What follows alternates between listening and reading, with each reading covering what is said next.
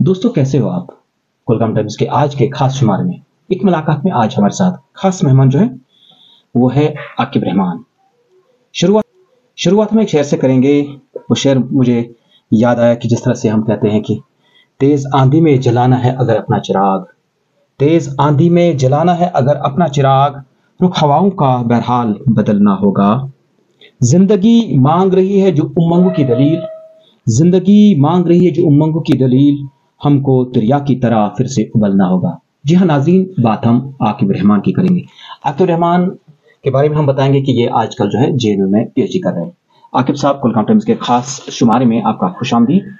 जी बहुत बहुत शुक्रिया आकिब साहब, हम आपसे जानना चाहते हैं कि जिस तरह से हमने आपके सिस्टर का भी हाल ही में जो है पूरा जो उसकी गुफ्तशनीद हमने सुनी है, तो आप दोनों दो भाई हैं, तो ये हमें बताएं पहले कि जो आपके तालीमी सफ़र जो है वहाँ कहाँ से आप लोगों ने शुरू किया है और कहाँ से आपकी एजुकेशन हुई है, तो उसके बाद क्या चैलेंज जो आते हैं रहते हैं ज़िंदगी में, बिलखुसूस अगर हम आपके तो रहमान के बारे में हम बताएंगे कि ये आजकल जो है जेएनयू में पीएचडी कर रहे हैं।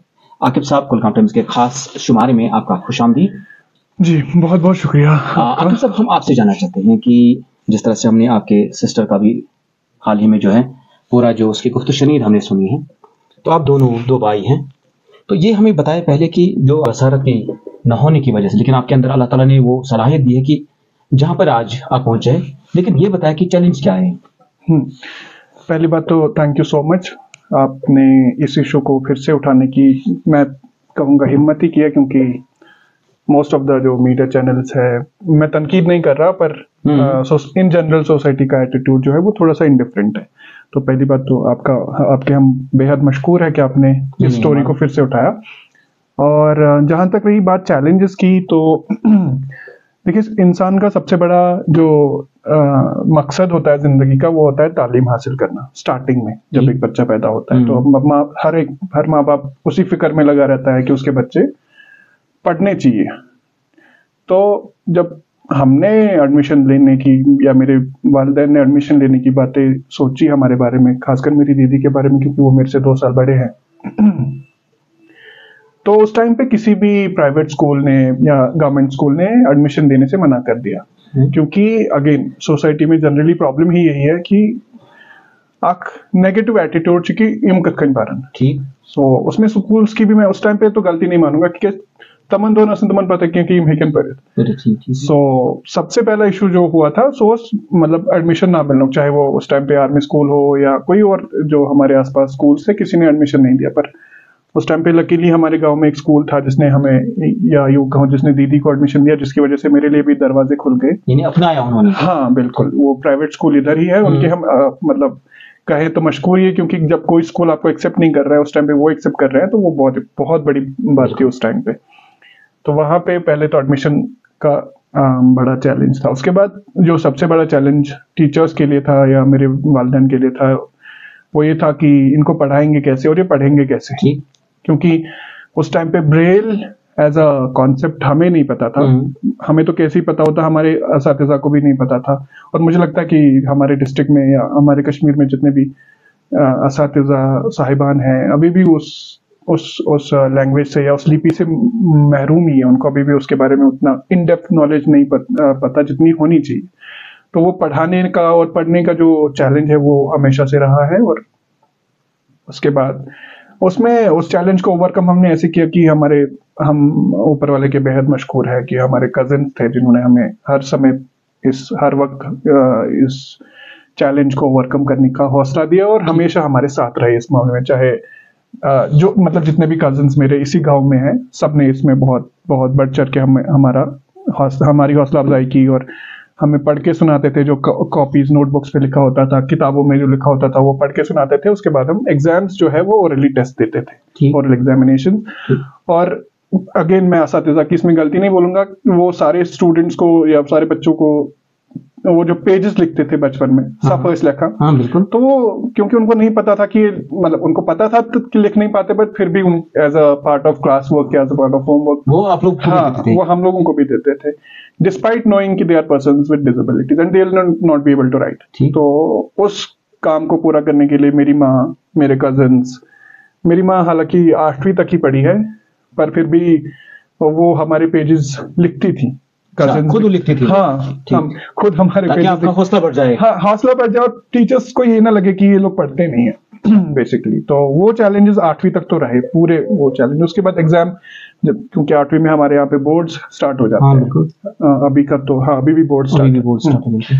तो उस टाइम पे क्योंकि दीदी सीनियर है तो वो बोर्ड में एग्जाम कैसे देंगे, एक बहुत बड़ा चैलेंज साबित हुआ हमारे लिए। क्योंकि हमारा जो ये प्राइवेट स्कूल था, उनको नहीं पता था कि एक राइटर लेके, एक स्क्राइब लेके, जो उनसे 1 लेवल डाउन हो, एक क्लास नीचे हो, ठीक, वो लेके वो एग्जाम लिख सकते हैं। पर और उन्होंने फॉर्म भरवाने से वगैरह वगैरह मना कर दिया टीचर्स ने, क्योंकि उनको नहीं पता था कि ये सब चीजें होती है। और फॉर्चुनेटली हमारे गांव में एक मिडिल उस टाइम पे एक गवर्नमेंट टीचर थे जिनको इस चीज के बारे में पता था। और फिर उन्होंने जो है उस चीज के बारे में बताया, फिर दीदी का फॉर्म भरा हमने। उसके बाद दीदी ने आर्मी स्कूल में एडमिशन लिया, 8वीं का एग्जाम मैंने भी दिया और मतलब अल्हम्दुलिल्लाह मैंने अपने स्कूल में टॉप किया था 8वीं में भी तो उसके बाद आर्मी स्कूल में एडमिशन मिला, वही आर्मी स्कूल जो पहले एडमिशन देना ही करता था। फिर उसके बाद उन्होंने अपनाया? हाँ, बिल्कुल बिल्कुल उन्होंने अपनाया। और फिर 10वीं का इम्तहान हमने वहां से पास किया, दीदी ने पहले, उसके बाद मैंने। ठीक। तो वो सबसे बड़ा चैलेंज तो स्टार्टिंग में पढ़ाई में रहा। उसके बाद खेलने कूदने के भी अपने चैलेंजेस है, क्योंकि ऑब्वियसली जो बच्चे आपके आसपास है, हालांकि वो पूरी कोशिश करते थे इन्वॉल्व करने की खेलने कूदने में, जो भी बचपन के खेल कूद होते हैं उसमें पूरा इन्वॉल्व करते थे। जैसे वो दौड़ने वाली गेम्स हम खेलते थे, तो बिल्कुल तो हाथ पकड़ के दौड़ाते थे हमें। मतलब ऑब्वियसली हमारे फ्रेंड्स से, कजिन्स ने बहुत सपोर्ट किया है, पर फिर भी कुछ चीजें ऐसी होती है जो वो भी नहीं कर पाते थे, क्योंकि उनको भी नहीं पता था, उसमें उनकी भी गलती नहीं है। तो हाँ, चैलेंजेस तो ऑब्वियसली शादियों में सबसे बड़ा चैलेंज होता था। आखिर दीदी को इसलिए नहीं हुआ क्योंकि वो जहाँ भी शादियों पे जाती थी, या तो कजिन साथ होते थे, मासी होती थी, माँ होती थी, तो वो लेडी संगीत में वो बहुत अच्छा गाती भी थी। सबको ज्यादा वहाँ पे हाँ, तो पजीराई होती थी। बिल्कुल मैं इंडिफरेंट होता था, मैं अलग थलग होता था, क्योंकि एक तो मेरी एज का कोई कजन नहीं है जो लड़का हो। ठीक। तो गांव में तो शादियों में इंडिफरेंट होता था, अलग थलग बैठ के पढ़े रहो तो हाँ, तो सही, मतलब ऑल इन ऑल चैलेंजेस थे, बट बिकॉज हमारे माँ बाप का, हमारे वालिदैन का और हमारे जो कजिन्स है आसपास में, उनकी हौसला अफजाई की वजह से सारे चैलेंजेस ओवरकम हो गए। अच्छा, ये बताया कि आप दोनों भाई बहन जो, यानी बाई बर्थ ही आप लोग जो है आंखों की बसरत से महरूम थे? जी, एक्चुअली अगेन मैं तनकीदन तो नहीं कहूँगा। थ्रू आउट द वर्ल्ड, पूरी दुनिया में अगर आप देखें तो मुस्लिम्स में पर्सन्स विद डिसेबिलिटी का रेशियो सबसे ज्यादा है, और उसके पीछे जो सबसे बड़ा कारण है वो है कजिन्स में मैरिज। साइंटिफिकली प्रूवन फैक्ट है कि, और इसमें कश्मीर मतलब जो अगर हम इंडिया की बात करें तो कश्मीर और साउथ इंडिया जो है लीड करते हैं, क्योंकि साउथ कश्मीर में भी कजिन्स में मैरिजेस हो जाती है। तो जहां भी, मतलब मोस्ट ऑफ द केसेस में अगर कजिन्स में मैरिज होती है तो मतलब डिसेबिलिटी के या जेनिटल जो डिफॉर्मेशन है, इश्यूज है, वो होती ही है। और क्योंकि मेरे माँ और मेरे पापा दोनों कजिन्स है आपस में, उसकी वजह से जो है बाय बर्थ ही हम दोनों पर्सन विद विजन डिसेबिलिटी है जी।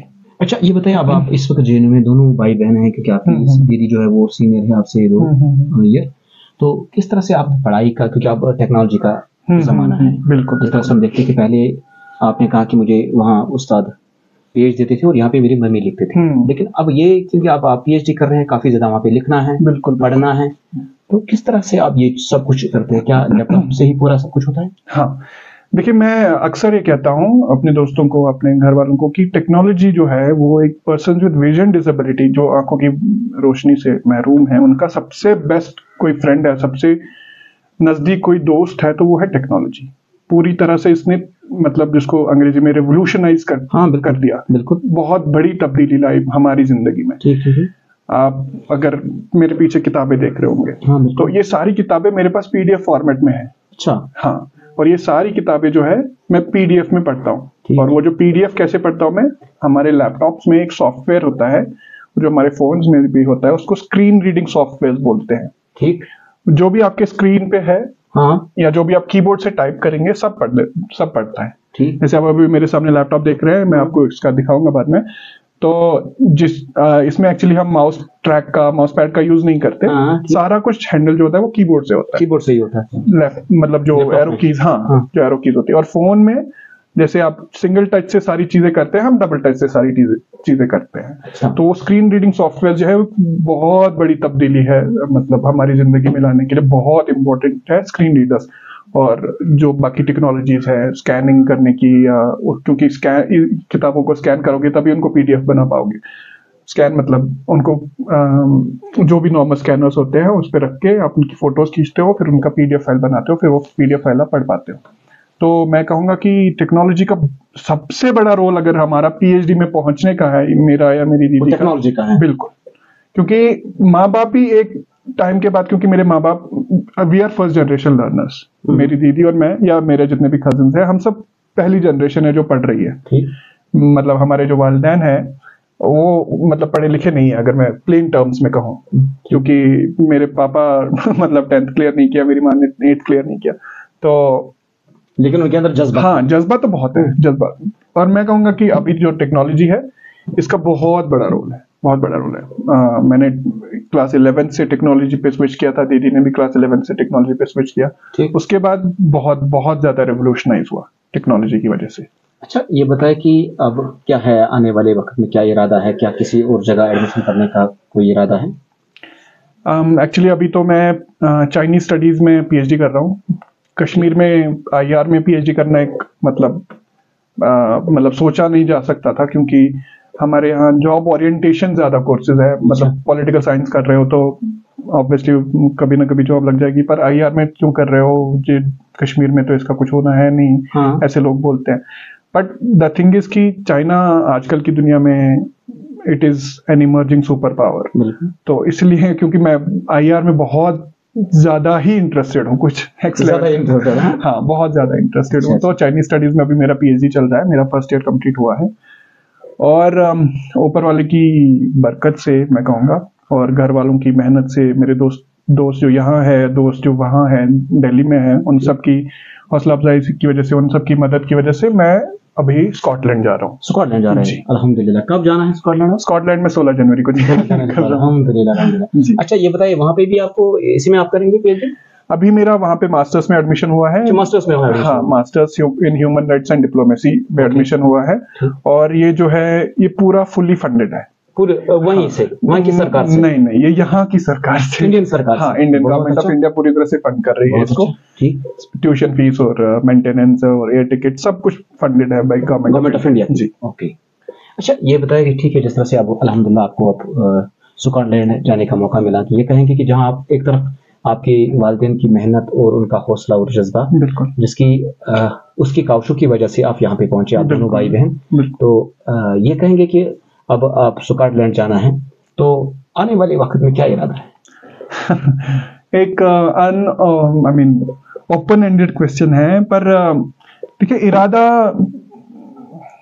ये है कि मास्टर्स कंप्लीट करने के बाद अगर किसी अच्छी सी यूनिवर्सिटी में वहीं पे पीएचडी में एडमिशन मिल जाए तो बहुत अच्छी बात होगी, या ऑक्सफोर्ड या एलएससी में किसी में भी एडमिशन मिल जाए तो। और मेरे जो टीचर्स है जेएनयू में, वो चाहते नहीं कि मैं वापस आऊं।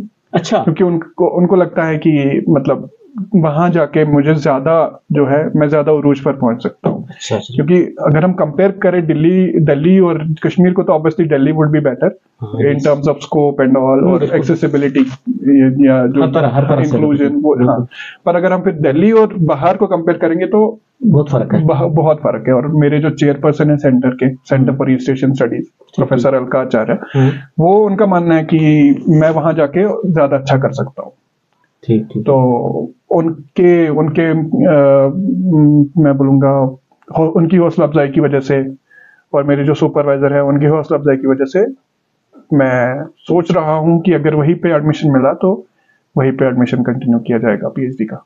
अगर सब जिस तरह से हम देखते हैं कि आप एक कुलगाम के छोटे से गांव के रहने वाले हैं, लेकिन अगर हम पूरी वादी की बात करें, जम्मू कश्मीर की बात करें, तो अक्सर वालिदैन के पास जो बच्चे होते हैं, अगर जिस तरह से आप लोग थे कि यानी आंखों की बसारत या बाकी मामला जो थे, स्पेशली डिसेबल्ड जो होते हैं, तो वो कभी कभार ऐसा है तो क्योंकि बच्चे भी फिर हिम्मत हारते हैं। बिल्कुल। तो उन पेरेंट्स के लिए भी क्या मैसेज रहेगी, और बिलखुसूस उन बच्चों के लिए जो इस वक्त स्टडी करते हैं, जिनके अंदर जज्बा है, जिनके अंदर ये ख्वाब है कि हम किसी जगह पहुंचे, लेकिन कभी कभार वो ये कहेंगे कि वो हौसला शिकन होते हैं। ये सबसे बड़ी बात जो मैं आपको ऑफ एयर भी बात कर रहा था कि मुझे लगता है कि इल्म सबसे बड़ी चीज है, सबसे बड़ी दुनिया में अगर कोई चीज है तो वो इल्म है।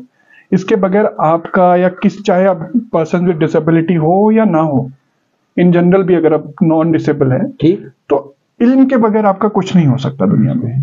बेशक। तो मुझे लगता है कि जो भी किसी भी डिसेबिलिटी के शिकार है, किसी भी मर्ज से दो चार है, मुझे लगता है कि उनके लिए इल्म सबसे बड़ी, जिसको बोलते हैं ना, की है, कुंजी है।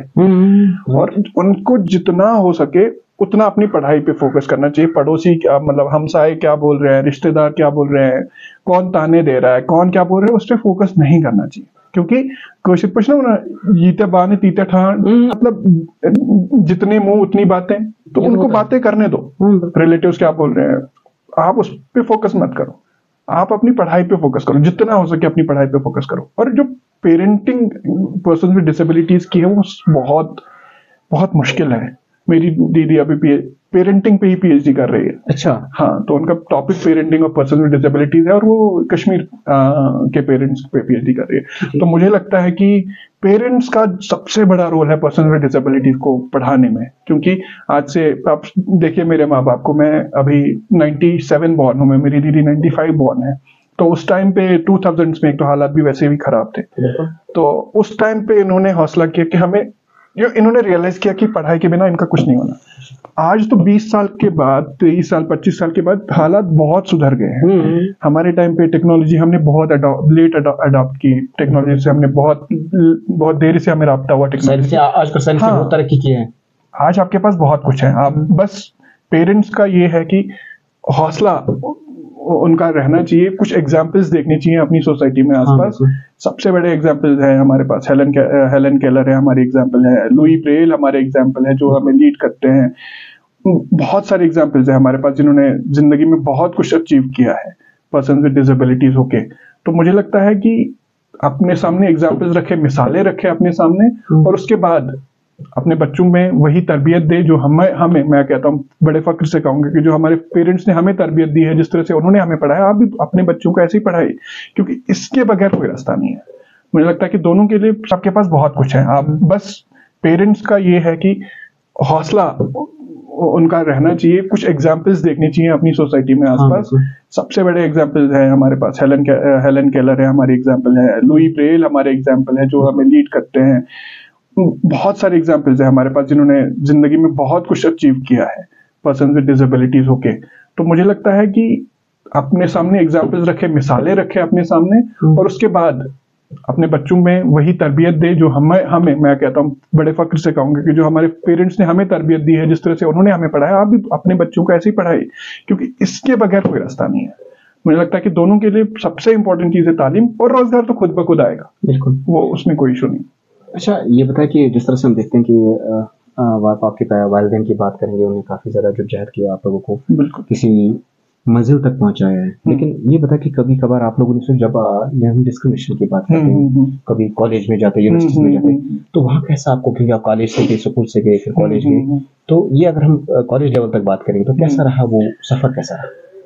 मुझे लगता है कि अगर हम स्कूल से स्टार्ट करें तो मुझे लगता है कि देखिए, बच्चे at the end of the day बच्चे ही होते हैं। हम भी बच्चे थे, वो भी बच्चे ही थे। उनको नहीं पता था कि कैसे ट्रीट करना है हमारे साथ। जब तक आप उनको बताएंगे नहीं कि ये स्पेशल है, स्पेशल तो नहीं कहूंगा कि ये थोड़े डिफरेंट है, आपसे थोड़े डिफरेंट है, इनसे थोड़ा सा डिफरेंटली आपको इनके साथ ट्रीट करना पड़ेगा।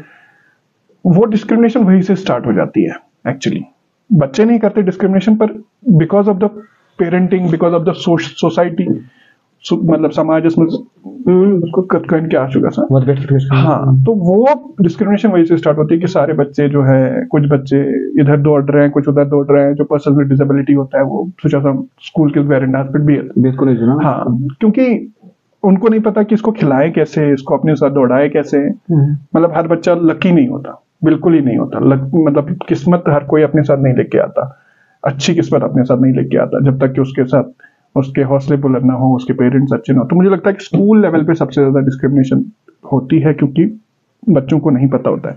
आप ऐसा कीजिए, आप बच्चों को सिखाइए, हफ्ते में, महीने में एक बार या 6 महीने में एक बार एक वर्कशॉप कीजिए कि बच्चों को बताइए कि जो पर्सन विद स्पेशल नीड्स है, इनके साथ कैसे बिहेव करना है। स्कूल्स में बहुत इंपॉर्टेंट है बच्चों को ये बोलना। उसके बाद मुझे लगता है कि जब आप हायर सेकेंडरी में जाते हैं तो बच्चे टीन एज में होते हैं। मतलब मैं अपना एक्सपीरियंस बताऊं तो अच्छा। तो हमारी हायर सेकेंडरी में बच्चे ऑब्वियसली टीनेज में होता है, तो अपोजिट जेंडर की तरफ आप अट्रैक्ट होते हैं, तो विच इज वेरी नेचुरल। बिल्कुल आपकी बात। तो मुझे लगता है कि उधर भी एक मतलब उधर भी सिखाने की बहुत जरूरत है, क्योंकि ऑपोजिट जेंडर चाहे वो मेल हो फीमेल हो, दोनों होशियार रहने की जरूरत है। हाँ बिल्कुल।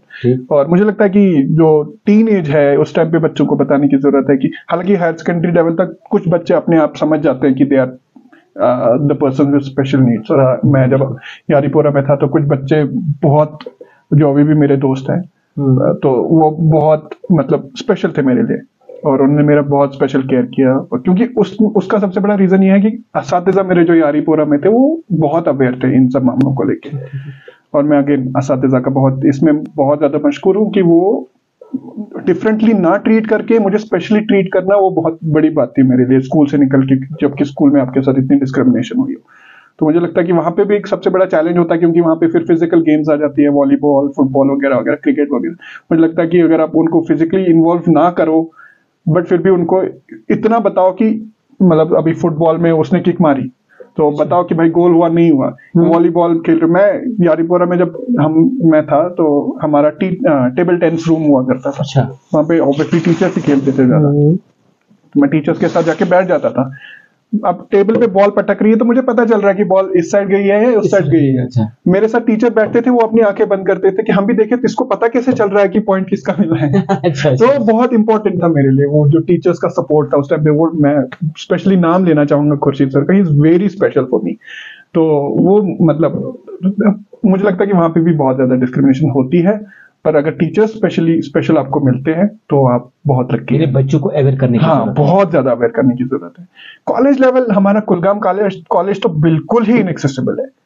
मुझे लगता है कि सबसे ज्यादा इनएक्सेसिबल अगर अवार्ड दिया जाएगा तो मुझे लगता है कुलगाम कॉलेज को मिलना चाहिए। ठीक। क्योंकि आपने बच्चे को ऑफर किया है आर्ट स्ट्रीम, और आप उसके क्लासेस रख रहे हो कॉमर्स बिल्डिंग में, आप उसके क्लासेस रख रहे हो साइंस बिल्डिंग में, एक क्लास कॉमर्स में, एक साइंस में, एक आप नीचे वाली हायर सेकेंडरी जो पुरानी बिल्डिंग है उधर रख रहे हो, एक आप आर्ट्स बिल्डिंग, और क्लासेस के बीच में गैप 0 मिनट्स का है। 12 पे एक क्लास खत्म होता है, 12 पे दूसरा स्टार्ट होता है। तो बच्चे आप मूव कैसे करेंगे जब आपका कैंपस इतना ज्यादा इनएक्सेसिबल है। उसकी वजह से मेरी दीदी लकी थी, क्योंकि उनके साथ मेरी कजन थी, उनकी क्लासमेट सेम सब्जेक्ट, तो वो मूव करती थी। मैं नहीं कर पाता था क्योंकि मेरे साथ कोई नहीं था। मेरा, जैसे मैंने पहले भी बोला, कोई कजन नहीं था, तो मैंने कॉलेज जाना ही छोड़ दिया। फिर मतलब मैंने एप्लीकेशन डाली कि भाई मैं, क्योंकि आपका कैंपस इनएक्सेसिबल है, मैं नहीं मतलब कोप अप कर पा रहा हूँ क्लासेस के साथ, मैं घर बैठूंगा, मैं घर पे इससे अच्छी पढ़ाई मैं घर पे कर लूंगा। तो पहले सेमेस्टर में पूरा सेमेस्टर गया, पर दूसरे सेमेस्टर के बाद एक तो फिर वो 2016 में हालात भी खराब हुए, उसके बाद तो खराब ही रहे। और मुझे जब मैंने प्रिंसिपल को एप्लीकेशन दी तो प्रिंसिपल ने उसको जेनरसली एक्सेप्ट भी किया कि ठीक है तुम घर पे बैठो, क्योंकि प्रिंसिपल को भी पता था कि कॉलेज एक्सेसिबल है ही नहीं, और अभी भी नहीं है। सबसे बड़ी बात यह है रैंप्स नहीं। मेरे साथ एक व्हीलचेयर यूजर बंदा था, उसका फ्रेंड उसको सीढ़ियां चढ़ाता था उसकी व्हीलचेयर के साथ। आपके कॉलेज में रैंप नहीं है, what are you guys doing? आप कॉमर्स बिल्डिंग आपने नई नहीं बनाई, और आपके पास एक्सेसिबिलिटी के गाइडलाइंस पूरे हैं कॉलेजेस को, यूजीसी की गाइडलाइंस है कि आपको कॉलेजेस एक्सेसिबल बनाने पड़ेंगे, फिर भी आप नहीं बना रहे। मतलब आप क्लियर वायलेशंस कर रहे हो, universal declaration of human rights की, आप पर्सन्स विद डिसेबिलिटी एक्ट की वायलेशन कर, हर जितने भी कानून हमारे मफाद में बने हैं सबकी वायलेशन आप कर रहे हो। तो वहां पे सबसे ज्यादा डिस्क्रिमिनेशन है कॉलेज में, सबसे ज्यादा। Kulgam college is the first college in terms of accessibility. I will be very blunt.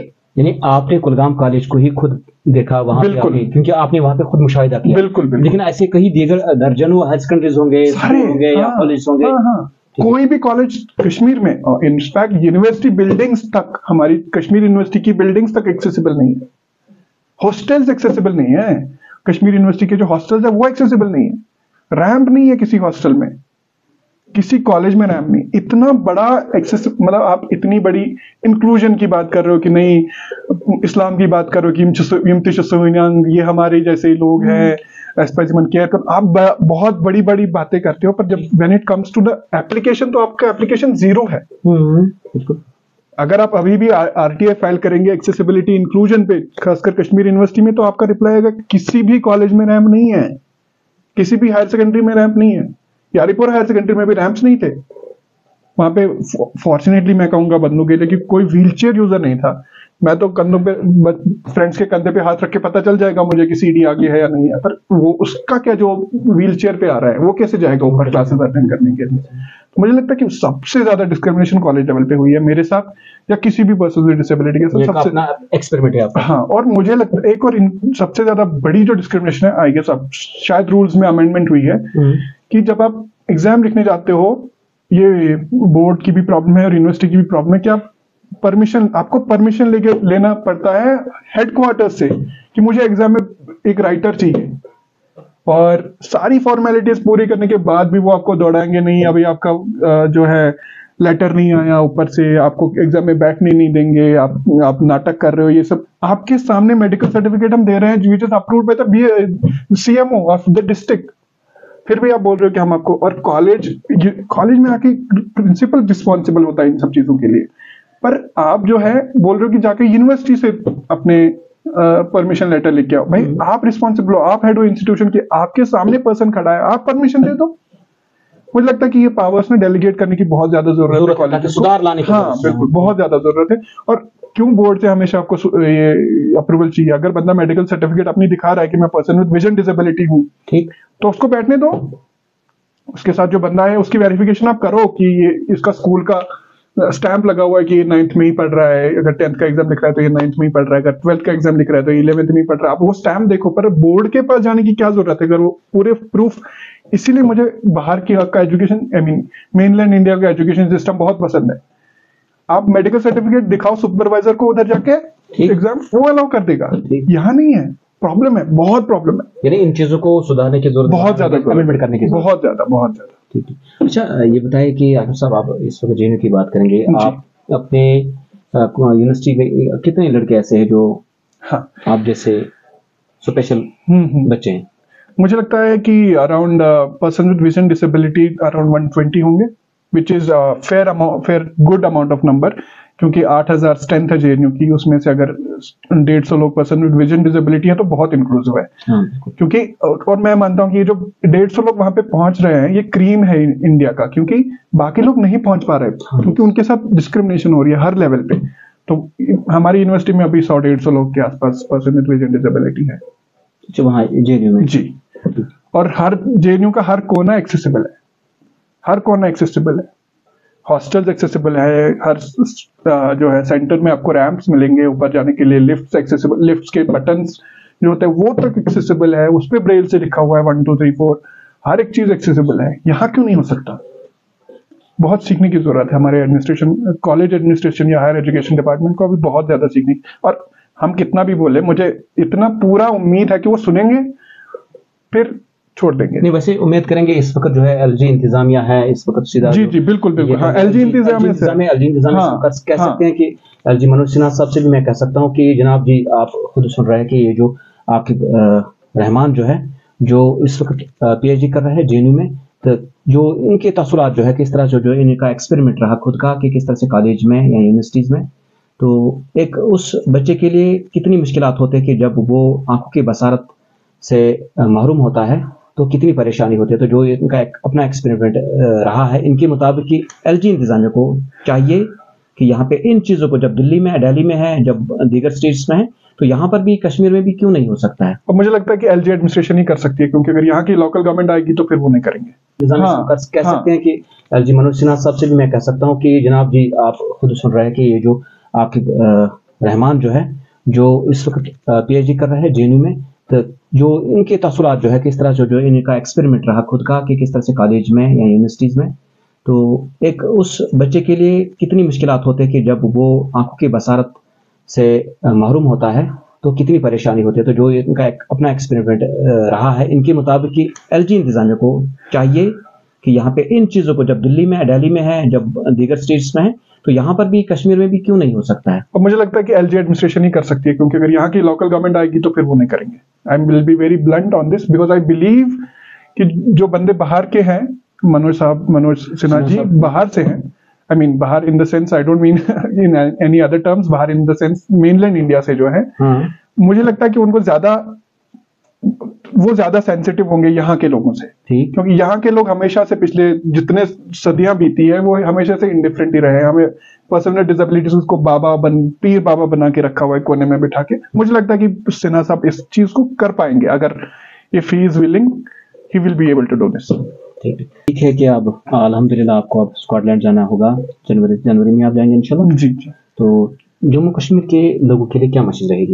देखिए, मुझे लगता है कि हमारी नौजवान पीढ़ी को कुछ चीज़ों से बचने की बहुत ज़्यादा ज़रूरत है, सबसे पहले। उसके बाद क्या करना है वो मैं बता देता हूँ, क्या करना चाहिए वो बता सकता हूँ, पर मुझे लगता है कि कुछ चीज़ों से बचने की बहुत ज़रूरत है। सबसे बड़ी चीज़ जो आजकल हमारे समाज में मेनिस बना हुआ है वो है ड्रग एडिक्शन का। इससे बहुत ज़्यादा बचने की ज़रूरत है, इससे कुछ नहीं होगा।